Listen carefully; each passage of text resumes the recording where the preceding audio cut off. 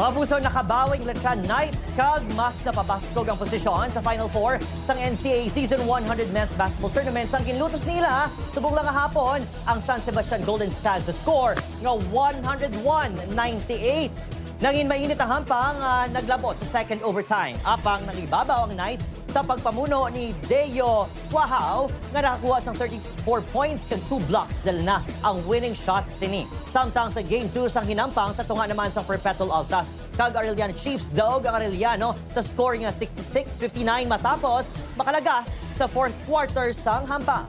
Banten buwas ang hampang sa tunga sang LTU Pirates kag Benito Blazers sa first game alas 11 sa aga. Tutukan man sa second game ang hampang sa tunga sang EAC Generals sa JRU Heavy Bombers. 2:30 p.m. na sa Phil Oil Eco Oil Center. Live nga malantaw sa Heart of Asia kag live man sa streaming sa NCAA Philippines kag GMA Sports social media pages.